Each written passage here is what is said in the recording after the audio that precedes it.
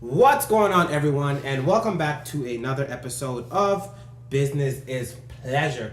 My name is John Francis, and I'm here with the beautiful Colette Monique Lightbird. And on Business is Pleasure, this is where we take some time to really talk about our business, how things are going, how we feel about it, and most importantly, how that's all affecting our relationship. The way we start Business is Pleasure was really similar to every week, and it's by me asking Colette how was her week and her not reciprocating that. So Colette, how was your week? My week was good. We had an event this past weekend. What was it called again? The real fly market. Yeah, the fly market, which was actually a fantastic event. And it's the fly market, not the fleek, or not the flow. It's the fly. Fly. Yeah, I don't know. There's this new wave happening right now, I guess, in the Ontario, I guess in the Canadian vintage market, where everyone is starting with an F, fly, flow, and fleek. And so far, they've all been fabulous. Yeah. So what I did there? Add another F. So I didn't even know that. Yeah. See? I got you, babe. Okay. I'm media trained. PR. Okay. So yeah, it was actually a really good event. It was in Ottawa, and the turnout was like a lot. Not to say like it was a lot better than I expected it to be. It was way better than I expected. I had like I have no idea what you're talking about. Yeah, like I had like not like low expectations, but I was like a little bit like, oh, I don't know how this event's gonna go, because it was kind of in a different location. It was like more not necessarily industrial, but like it was commercial, I guess. Yeah, like kind of commercial. It wasn't like it was also around the back of a building, so like I wasn't sure whether people would like know that it's there or not. Yeah. But it just shows that like obviously however they marketed it, or like whatever promotions that they did, like they actually did a really really good job, because it was busy. No, for sure. And just to add on to your point about it being on the back, for certain events, I always like it when it's on a busy street and it's like a storefront, just because you can also garner a lot of just the walking traffic. Yeah. But for events where the location is so specific, that's where marketing and promotion plays such a pivotal role, because if the event's not properly marketed or promoted, no one's going to know about the event, so no one can even find the event. And so for this event, I don't know what they did, but they did a really good job, because like you said, it was difficult to find, and only people who know about the event would come across that location. But I think sometimes like an event like that, as opposed to say an event where it's just like a lot of foot traffic, is actually like kind of better, because in that case like people are coming out to actually buy. They're actually interested in vintage. They're looking for like specific things, whereas like when you get the foot traffic, like sometimes you have people that are like not even into vintage at all, and they're just like coming in, like, just because they around. saw a lot of people in the store or whatever. Like the good thing about that event is like a lot of the people that were there, like at least from my perspective, like bought something. Yeah, and I think that's one good thing about like this event. And also I think they did two things really well. They promoted the event really well, because there was a really good turnout, and it was consistent the whole day. This was like one of the few events where it's literally consistent from the time it opens to the time it closes. And I love those. Even like SneakerCon, like an event that garners like 10,000, 5,000 people. Yeah. By the time it's like, if the event is over at 5 o'clock, by 4, 3 o'clock, it's dead. Like everyone's getting ready to leave. Oh, yeah, everyone's for sure. over it. You know what I mean? So this event, I think they did an excellent job with everything. It was really nice. But you and I have been talking like consistently about how we think Ottawa is a really big and up and coming market, especially for vintage clothing.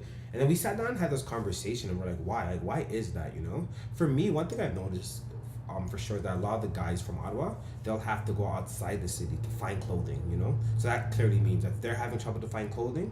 Clearly the audience that they're trying to facilitate is having issues as well too, right? Yeah. So there clearly isn't enough, I guess, like places for people to source clothing from.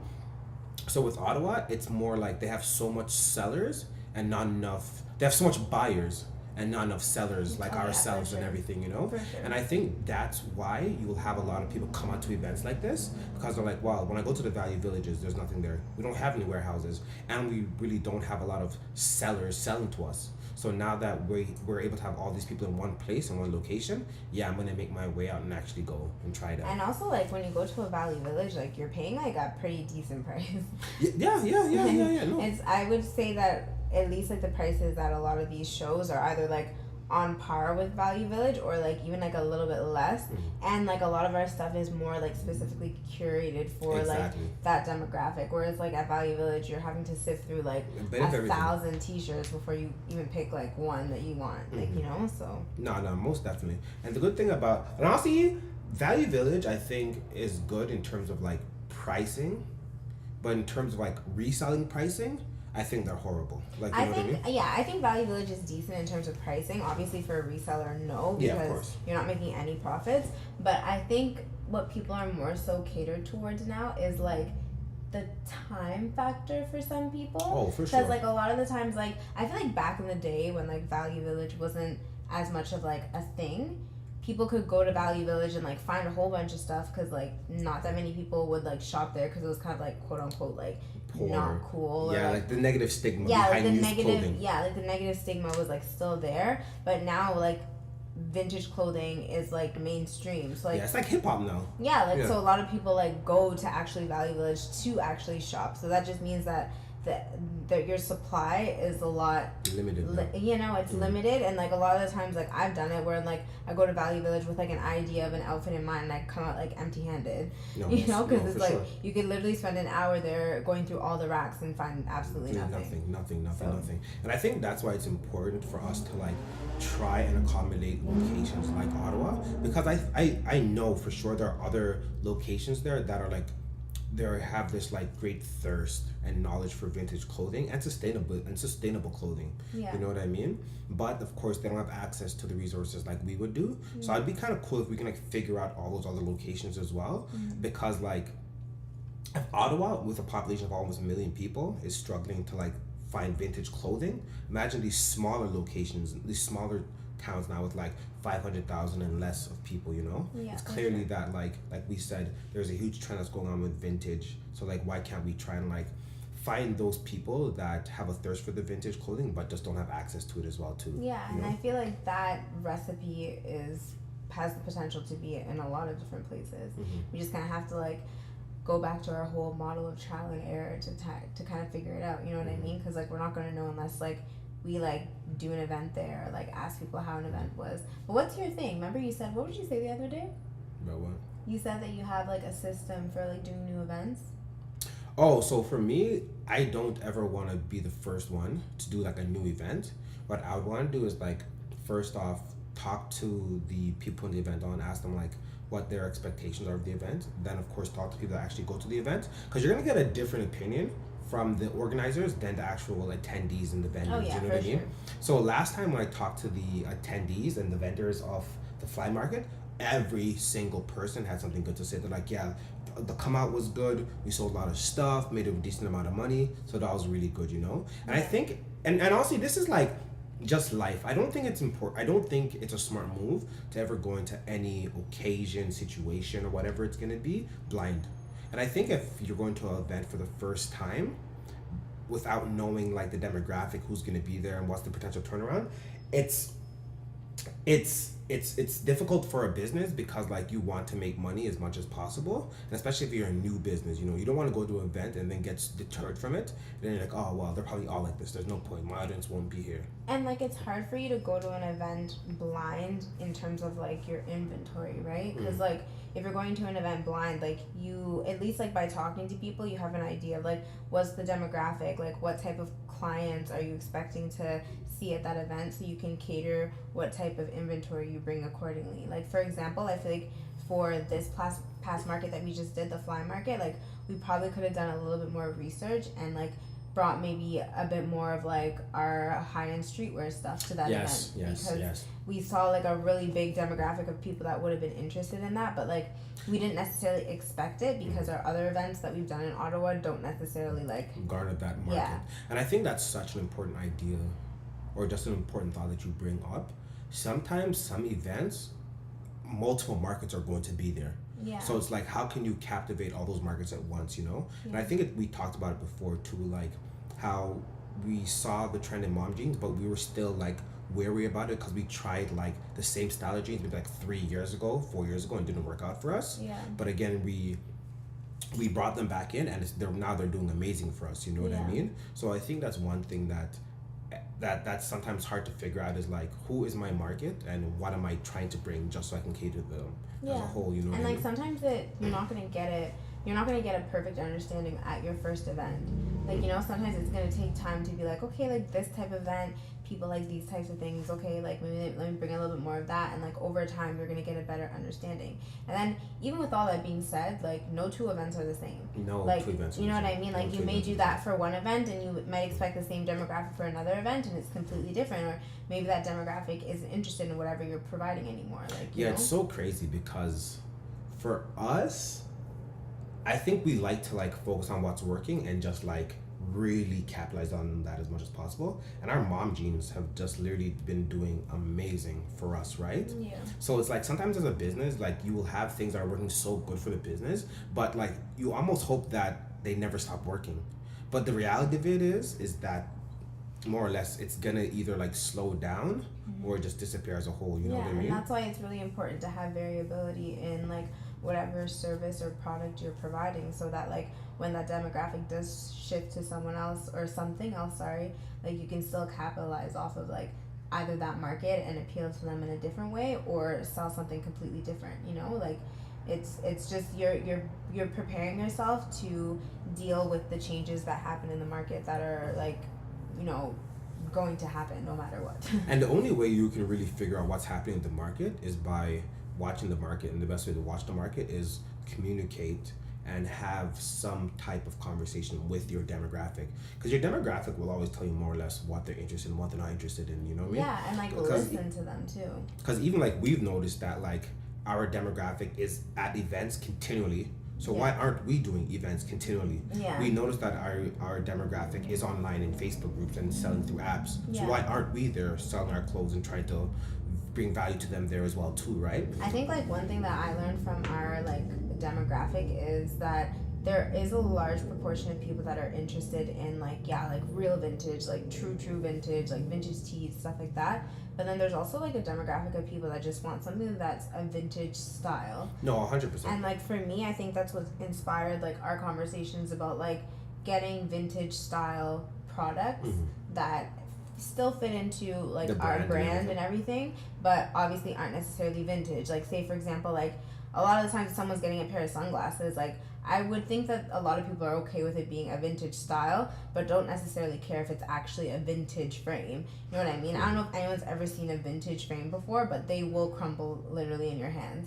So like I feel like the average person is okay with like a vintage style like sunglasses, or like a vintage style like fanny pack or bag, or like stuff like that, you know, that like still goes with their whole outfit and the vibe that they're creating, but like isn't necessarily vintage itself. No, 100%. And that's what I like so much about the vintage community right now, is that there are so many different options that you can really like manipulate it to fit your own personal style, you know? Like even with you and I, like you and I both do enjoy vintage, but sometimes we've talked about this stuff, we enjoy used more than vintage, you know what I mean? Yeah. I like knowing that like, hey, like this shirt came out maybe like 3 years ago, this style shirt came out 3 years ago. It's not vintage, it is used, but now I can get it for a ridiculously cheap price. Yeah, and like myself personally, I just feel so like off put by malls. For one, like I'm not really a huge fan of like mass production. Secondly, I'm not a huge fan of like everybody looking exactly the same as me. And like I feel like when like for myself personally, like when I shop at a mall, I find it hard to like express my personal style, if that makes sense, because it's like, oh, I saw that on a mannequin, like that looks nice, like, oh, like this, I don't know, it just seems so like contrived, more or less. Not necessarily contrived, but like already curated for me. You know what I mean? Like a lot of the times when something is showcased in like a store in a mall, for example, like they'll have pants next to like a t-shirt that it'll go with, next to a top that it'll go with, and like on the bottom or it'll be like shoes that it could go with, or a bag that it could go with. It's like it's already figuring out the outfit for you, which like for some people, like yeah, that's fun, but like for me, like the fun part of like figuring out an outfit is when like I put together the pieces myself and then I put it on and I'm like, oh wow, this actually it was actually cool though. Like you were so cute the other day when you're like, oh, like I brought these pants back that I've had for like 3 years. Yeah. And now I'm rocking them with like some of my new pieces. Like and it works so well. And that's so satisfying. Yeah, it's like there's something that like literally you bought for me like 5-6 years ago, and I can still bring it back and wear it and like make it look good with some of the stuff that I already have. Like to me, that's so much fun. Like I created a new outfit out of stuff that I already had, you know. And that's what I like the most about style. Style to me is someone that is more or less comfortable with the pieces that they have and know how to make it properly complement their personal sense of style. Yeah. You know what I mean? And that's what's important, you know? And sometimes I feel like with the vintage community, the hypebeast community, a lot of these young communities these kids are more or less trying to piggyback the ideas from one another, you know what I mean? That's why you see like only a limited amount of brands that are popular, that are cool and everything in both demographics. But I think with these young generations, what's cool though is that like they're gonna go through different stages of style and figuring out their own personal style to realize like, hey, like, yeah, I may like this brand or whatever, but you know what, let's see if I can try something new and mix it with this and mix it with that, you know? Yeah. Because I think that's what I've always enjoyed about fashion. It is really an extension of yourself, you know what I mean? And if you're able to like find different ways to be creative, hopefully that will be within your fashion life, hopefully that will be able to like flip over into other aspects of your life, you know. Maybe you'll start trying out new food, maybe you'll start trying out new movies, you know what I mean? I like, because like I think fashion sometimes is a doorway for experimentation. Yeah. And a lot of times with people, they're scared to experiment, so they're scared to more or less like grow as an individual, you know? Yeah, and weird that you say that because I honestly actually thought about that today because I made this like fusion like breakfast lunch type of thing. Remember what I made this morning? So I made that and I was like, oh, this actually turned out quite well, and it's kind of like fashion. It's art. Yeah, you know, like sometimes you'll be like, you know what, let me like take out this skirt and like put it with this top that I've never like, but I've never combined the two before, and then you end up getting an outfit that's like brand new and super cool, you know what I mean? And that's like, you only will figure that out by trying. Yeah. And I feel like, I don't know, at least like for me, it feels like we're in an era that like vintage and like a little bit of like, you know, the high-end streetwear and stuff like that, a little bit, but mainly vintage is like, it's encouraging for like experimentation. It's encouraging for like, yeah, like develop your own personal style, like mix this, mix that, match that, and like figure out what and works. you and I will see it because like with all these events that we've done easily at least like 20 hypebeast events. We've done easily at least 20 vintage shows, you know what I mean? Way more than that, but yeah. Like, right? But like we can clearly tell that like, hey, the vintage people, they seem to be a bit more creative with the pieces that they're able to work with. Plus, we also have to understand the idea of vintage is a lot more broader than hypebeast. So of course you're gonna have more like compartments when it comes to vintage. And of course with the hypebeast, it's an even smaller demographic than vintage when you really think about it. But within that demographic, you can see that there's a lot of like repetition in what's worn and what brands are popular. Yeah, and but like the reason why I say that it's kind of branching out into that is because there is a lot of people that are now mixing like hype. Oh, look at us! Stuff, with vintage. You know what I mean? 100%. Like combining the two styles, and I feel like with that, like that's where you get more like variability and options. I love that. I like honestly. I don't even like people that are like, oh, I only want to wear vintage clothing. Like I just don't like when people limit their abilities to be creative. I know it's stupid and it's like I'm trying to be all self-righteous and shit like that, but like for me, I think when it comes to art, you should have every color at your disposal, you know what I mean? Imagine you could only freaking draw with a red crayon. I'd be pissed my whole life. And like, you know? if you find it fun, like run with it. You know what I mean? Like to be honest, like I had something like you brought something home for me the other day. It was like a mesh, like. Oh, leather thing? No, it was like it's like mesh, like it's see through. Oh, that mesh zip up shirt, And I was like, literally, I was 2 seconds away from being like, like I don't want this. Like I'm just gonna like give it to you or whatever. And then I was like, honestly, like let me just try it. Like let me just see what I can make out of it, like how I can work it with my outfits, and like get outside of my comfort zone. Because like honestly, like people say this all the time, but like life's too short. Like the least you can do is have fun with your outfits. Like you wear something every day. The least. You know? And that's what I like about vintage and clothing as a whole. It's like it can be fun, it can be exciting. But even though I'm trying to hate on people who like are more or less like following trends within fashion or like safe or safe, that's okay, because you know what, that's your comfort zone. And if within that's fashion. and like some people's like personal style is like whatever's trendy or like is like whatever's popular, is like whatever's easiest for them to throw on. And if that works for you, then like cool, like who am I to tell you what works? But like if you are like kind of like wanting to get out of your comfort zone and like wanting to try like different things with fashion, like go for it. Like because at the end of the day, like one thing I've realized like in my older age my old age is that like it doesn't matter. Like, you know what I mean? Like, nobody cares that much. Like, nobody is looking at your outfit and being like, oh my gosh, Like And honestly, if they do, they'll forget about it by tomorrow. yeah, like it's never that serious. It's never that complicated. Like do what makes you happy. You sound a bit kind of a hypocrite right now, though. How? How? Honestly, we're not. How We're not do you going. sound like a hypocrite right now? That is a different. How do you? example. Okay.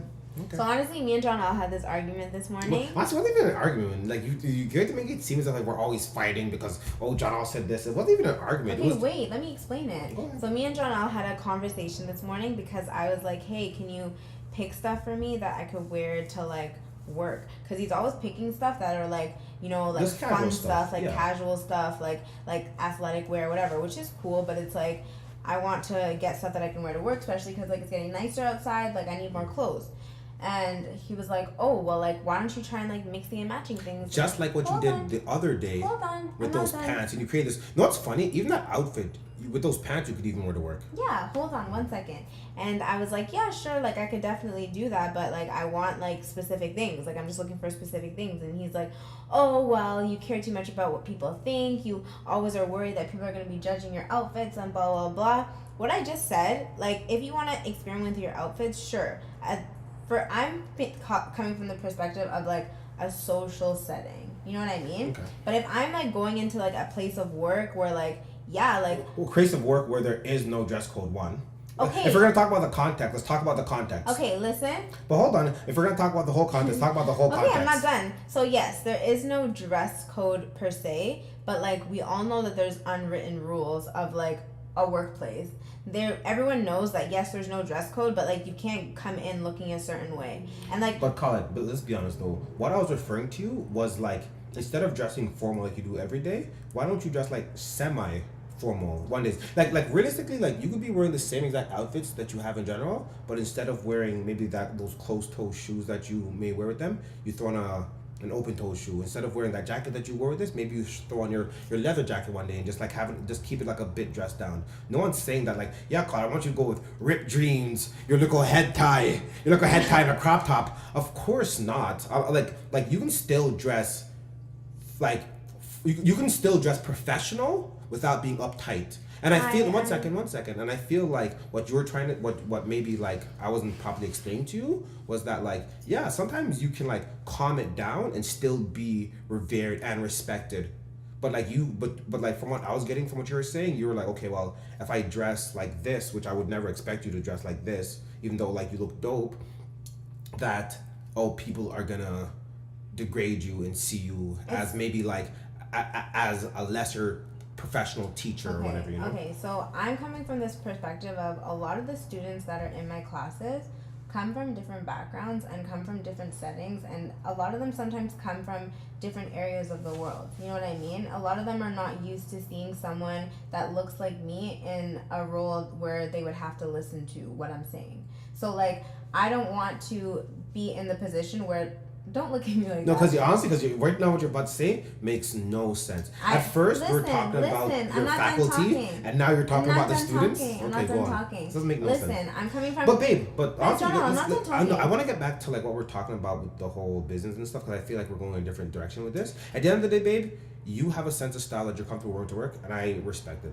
Like I understand. Like at the end of the day, like it's fine. Like whatever you want me to pick for you, I'll pick for you. Let's move on. That was like the biggest cop out, but whatever. Okay, move on as you wish. But yeah, from connecting, so expanding into like different vintage styles. That's what you were saying about the fanny packs, the different types I already of talked about products. I know, but I'm trying to find a segue back into like the conversation. to Well, make it, you like, cut off the smoother. conversation, so now figure it out. So one thing that I think we've really enjoyed about like the vintage community, at first, one point we were like excommunicated from by everyone, and now that we found a way that we've realized that we like the idea of building a business with our audience in mind. And what I mean by that is that we're creating content that helps and facilitates maybe someone who's a casual vintage shopper. Hopefully they'll turn around into a vintage seller, because we've realized that the vintage community is so big. Why not find ways that we can help, and we can help those up and coming people learn how to sell vintage clothing online. You know what I mean? So with us, like building community and also just connecting with the community has always been important. So for us, like what are some things that you've seen us do that you've liked over time? I think like obviously like the different modes of communication that we have, like our podcasts and like just like different areas that we like put energy into. But I also think like one of the biggest things that is like a huge resource for us and like our ability to connect with people is just like how we are as people and like how we interact. Like I feel like every single person that like we come across at an event, like we always like give them the same like level of respect that we give anyone else. We always say hi to people. We're always like open to like interact or like answer any questions or help out as much as possible. Whereas like on the flip side of that, we could just like have people walk in and out of our section and not even acknowledge them or say hi.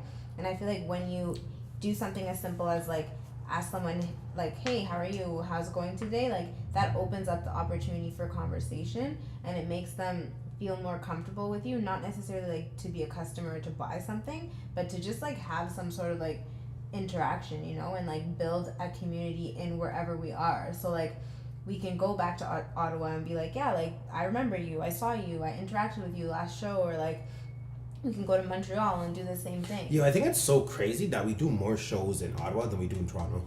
Yeah, we do. And it kind of just goes to show again, like Ottawa has that close knit community. Plus, they also have a really boring city. So it's like whenever anything goes on, they're literally all there, you know? Where what we talked about in Toronto, there's like, as honestly, even though Toronto's not like a party city, and like after living here for a long time, like there isn't really a lot to do. I guess like when you live in here, there really isn't a lot to do. Yeah, but then there is so much to do. There is like in comparison to the two, like there's more options, especially on like a weekend or like especially on a weekend stuff. day. Like think about it. Like for example, like there's at least like a basketball or baseball game on this time of year. Lacrosse, yeah, like something. There's always something. There's always like a soccer game you can park. Yo, there's a lot of shit to do in Toronto. I don't know anything about the city. Yeah, But no, most definitely. And I think just continue building community and continue building connections is just always pivotal in no matter the industry that you're in. Well, I think that's everything for this week. Do you have any final words before we head on out of here? No. My final words are love and let love be. Until next time, guys, thank you so much for joining us. And until next time, peace.